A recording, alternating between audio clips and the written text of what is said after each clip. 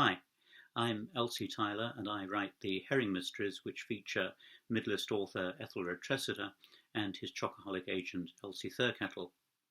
The series now runs to 9 books in which Ethelred and Elsie have solved mysteries variously in Sussex, London, Egypt and the Loire Valley. In the very first book, though, The Herring Seller's Apprentice, Ethelred mentions in passing that he occasionally teaches on creative writing courses. And ever since I've wanted to write a mystery that's set on such a course.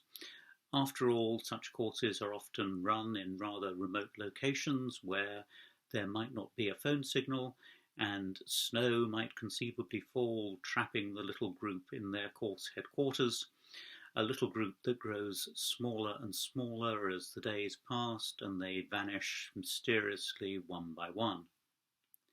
One of the curses of the present day is, of course, that there are fewer and fewer locations like that are genuinely really cut off. So I was obliged to invent a Yorkshire valley so windswept and remote that even the local sheep shunned it, and that's where I placed my course.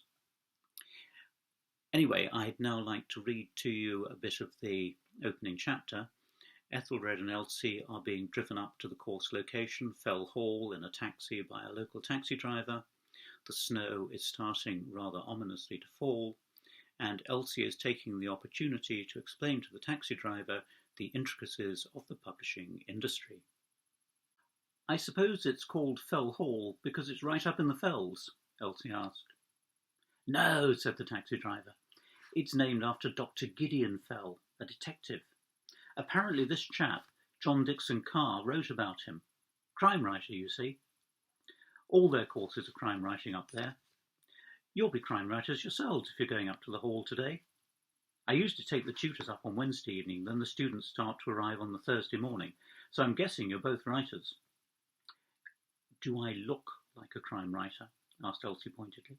"Yes," said the driver, who was hopefully not expecting a tip from her. "He's a writer," she said, jerking a plump thumb back in my direction. "That's what writers look like if they're not careful. I'm his agent, and fortunately also the agent of a number of other writers, or I wouldn't be able to afford the fare up here." He nodded. That was an important consideration. "So, would I have heard of you, sir?" he asked me. "Probably not," said Elsie. "He might have done," I said. "I'm sure he only reads bestsellers," said Elsie. "Most sensible people do." "No, I read all sorts of stuff," the taxi driver replied. "I get them from charity shops mainly. Books people don't want to keep, like—" Elsie shrugged. It was then perfectly possible that he knew me well. "What name do you write under?" he asked. "Various names, but mainly Peter Fielding," I said. "Come again?"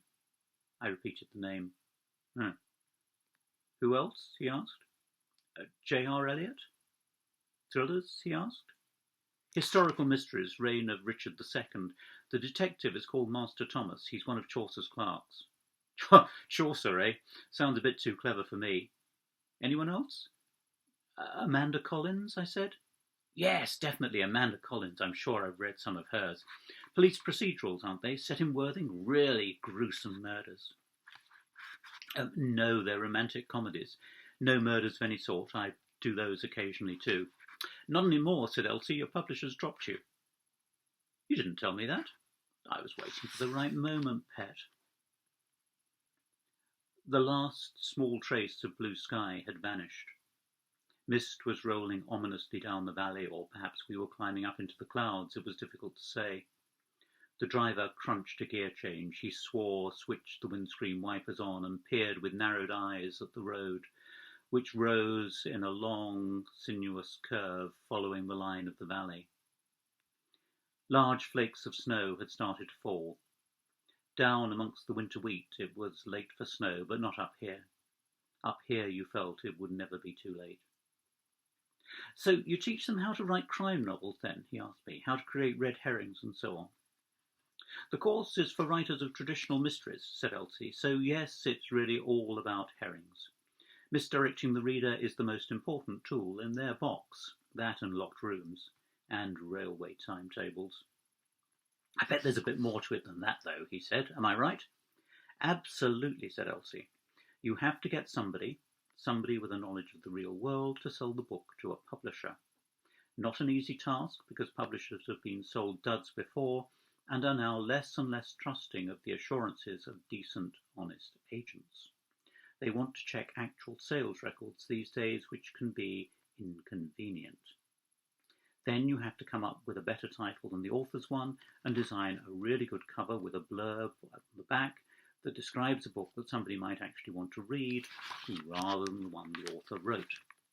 Once the hard work's done, you add the author's 80,000 words minus the cliches, repetitions, contradictions, dull bits, split infinitives and non sequiturs, and if there are still any words left, you've got a book.